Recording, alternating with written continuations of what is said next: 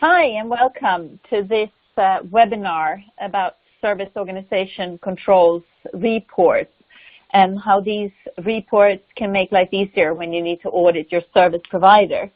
My name is Anna Jäger, and today I have here with me Esten Hall, who will give us an introduction to SOC reports. Hi, Esten. Hi, Anna. Hi. Hi. You're head of security and compliance here in Base Farm, and would you like to tell us a little bit of your history in managed services and information security? Yeah, I can. I've been with Base Farm for about 15 years. Had some different positions, but the last 7 or 8 years I've been in charge of the information security work that Base Farm is doing, both internally and towards our customers. And yeah, information security and compliance. If you have questions during this webinar, you can email them to us, as you see here on your screen. And before we start, I just want to understand a little bit, Esten, who do you think should listen to this webinar? Well, I think that any organization that is outsourcing their critical IT services need to figure out how they can manage their service providers and how they can control what their service providers are actually doing. And that goes for our customers as well, of course. So I think anyone in management, anyone in information security or compliance role, and obviously IT auditors that is working for these companies as well. The first question that we will look into here is, of course, what's the market trends? I mean, companies, as you say, are more and more outsourcing audits and need to audit. And what do you see in this? We also get a lot of questions from our clients about this, right? Yes, we do. Well, the market trend is, of course, that the outsourcing is gaining speed still. More and more companies are actually outsourcing at least parts of the IT service and business services. These days they're no longer just outsourcing to the local service providers next door, so they might still do that, of course, but they even outsource to large international companies and to the hyperscale cloud providers. So it's a very hybrid world. We see that a lot. And the other trend is, of course, the awareness around the information security and the threats that we all see in the newspapers and that we experience on a daily basis, more or less. And if you combine those, you realize that even though you have outsourced the business process or consider doing it, you cannot actually forget about your company's business risk involved in the IT services that you have. So in order to manage that risk, you need to know quite detailed how is your service provider actually protecting your data, protecting your assets. And since you may have several service providers, it's becoming very tough to actually do that by visiting, by conducting your own audits. So, and that's why we see that these types of service organization reporting things comes into the picture to a great extent now. Now we're going to look into this, the security service organization controls, what it is and what it's not, and what different types there are. So let's start by digging into what it actually is. Yeah, service organization control reports. Those are audit reports compiled by independent IT auditing companies. So in Basefarm, we have, of course, we are hiring an IT auditor to do this for us, but it's still their independent view of how Basefarm is doing that goes into these types of reports. So the reports will contain first a long list of security controls that we are applying to protect our customers and protect their data. It describes the control, internal control framework that we use, quite detailed actually, and then the auditor will make do his checks and do samples from the entire control period, which is mostly it's 12 months. That goes into one report, and they will then report both on the how the controls have been implemented, but also on their effectiveness in the organization. So they might find controls that seems to work nine times out of 10, in which case they will actually report that in or put that into the report. These reports will be compiled once, and any subscriber of us that subscribe to these reports will get them unedited. So they will see all the red markings and the findings that the auditor has noted. These will go and be disclosed to all the customers that subscribe to the report. And there are different types of reports, and here on the screen we have a few of them. Well, can you explain a little bit what the differences are? Yes, I can. There's basically three standards used for this, called SOC 1, SOC 2, and SOC 3. And to start with the first one, the SOC 1, that's perhaps even better known as ISAE 3402. They are, at least in the Nordics, this is the most commonly used standard so far. This standard is basically, its purpose is to control the processing of financial data and financial reporting. So it's basically a standard meant for banks or finance industry customers, but it is sometimes used to audit and control even more than just the financial data. Then you have the SOC 2, which we think is perhaps even better suited, as it is not restricting itself to control the processing of financial data only. This will look at all of information security, basically. And this standard is described into 5 different domains. And for each of the domains, the standard is listing a set of audit criteria that you need to describe and need to report on. And the 5 domains are general information security, which are probably the biggest domain of them all. Then there's a separate domain for availability, confidentiality, data integrity, and even privacy. This standard is, or we see the demand for this standard comes more from the management and the security guys at our customers, and sometimes from their regulators, because some of these companies are obviously in regulated industries. The SOC 1, on the other hand, is more requested by our customers' own auditors, financial auditors. And the last one, called SOC 3, that's a lesser detailed report.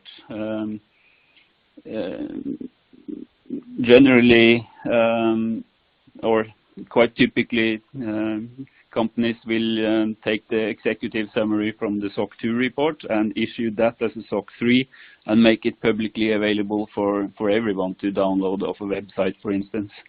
Whereas the SOC 1 and SOC 2, since they carry all these details about the control environment and the actual results that the auditor has found, they need to be restricted, so they are for subscribing customers only, and very controlled distribution of these types of reports. Now, to make this even more complicated, the SOC 1 and the SOC 2 comes in two types as well. There's something called type 1, which is basically point-in-time based audits. So they will only audit to check if the service organization has defined and implemented the necessary security controls. It will not go 12 months back in time to make sure that these controls actually worked systematically. That's what the type 2 report is doing.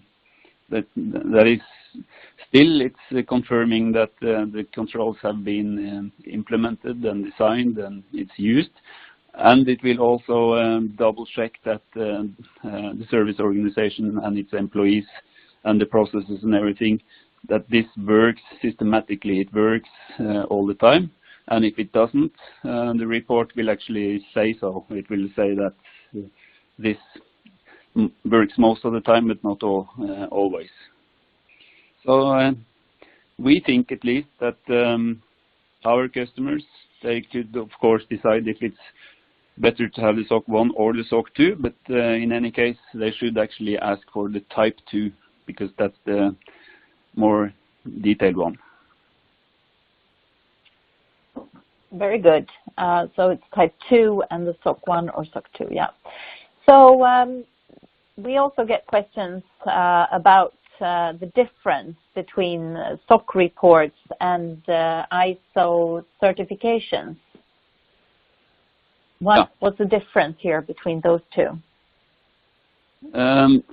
There's a few differences, but there's a few similarities as well, of course. And the control objective, the thing that you're trying to assess, is very similar actually. So if you read the control statements in the SOC 2 standard, it's very similar to ISO 27000 standard. The main difference, looking at it from the customer perspective, is that the ISO certification is confirming that yes, we have a managed information security system. We are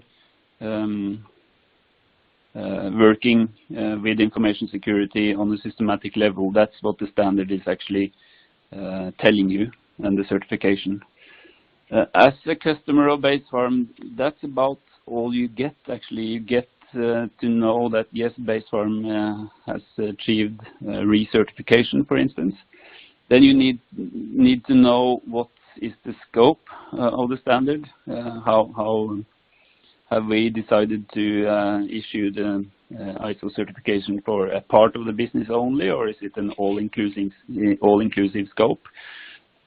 And the other thing is that the ISO certification will prove that we're meeting our own goals for information security. So we could have defined goals that are very easy to achieve and get the certification quite cheaply, to put it that way. But we still become certified. And we cannot disclose the full report from the ISO auditor to our customers. So all they will be able to get is the fact that we have been certified. We can explain the scope, and we can explain our security policies and the goals that we have defined, but we cannot provide them the full report. So the SOC 2 and even the SOC 1 will go into a lot more detail. The audit will be more comprehensive, and our customers get to see all the details in the reports. That's the main difference, basically. So we think that if we look back 5, 6, 7, 8 years, ISO 27001 was becoming a differentiator. It was something that mature service providers were starting to offer, whereas others didn't.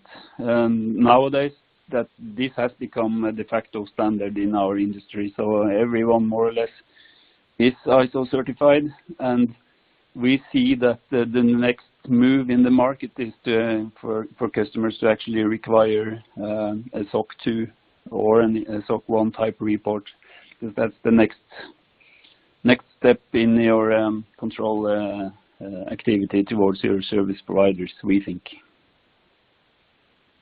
So before we wrap up today's webinar and introduction here, we should just look at the benefits, why you should use this once more. I mean, if we just need to summarize why you should use these SOC reports from your managed service provider, or from, if you're a customer of Basefarm, from us. What's the benefits? The benefit, there's a few benefits the way we see it, at least. First of all, you need to remember that the service provider is basically doing your job in many ways. And you're supposed to, and sometimes you're legally obliged to have an internal control system to make sure that you do your own job the right way. And if you outsource it to a service provider, you actually need to control what they are doing. So in more or less all contracts that we have, there's a right to audit clause, right? So our customers are obviously allowed to come here and do their auditing of us for them to actually do the assessment they need to make sure that we do the right things. If they base their auditing and the control activities towards their service provider on these reports, they will save a lot of time and I guess a lot of money, because they will get a very detailed and comprehensive report that is answering most of their questions, if not all, without actually having to send their own auditing team on site to do it. Good old-fashioned local auditing, if you still do it, which you sometimes need to do anyway, you can only sort of get to see a few things. You can only have you only have time or budgets, or you will only be able to actually investigate a few key areas. You cannot get the full picture from what the service provider is doing, and the SOC 2 reports are actually painting a full picture. And then you get two things for the price of one, to put it that way. You get a full detailed description of the different security controls that we have implemented and that we are applying when we are processing your systems and your data. And you get an independent auditor statement that confirms whether or not these controls actually work as they should, and if they work consistently.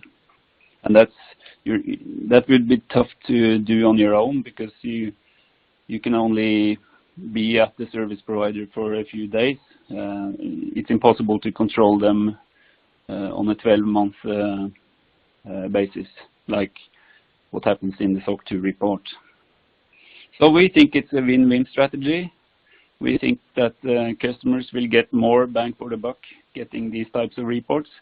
And of course, for us, it means that we can be audited by an independent company once, rather than doing the same thing all over and over again with numerous customers in a calendar year. Right. So, for a Basefarm, you should contact your customer team and your service manager and make sure to get these reports going, or how do you start? No, that's right, Anna. They should get in touch with their regular contacts in Basefarm. If it's a sales guy or if it's a service manager, doesn't really matter. Everyone in Basefarm knows how to process this internally, and the reports are available. So it's a quick fix. If you need them, you can have them. Great. And if you have any further questions, you're welcome to email us again. And thank you very much, Espen, for this introduction to SOC reports. Thank you. Thank you.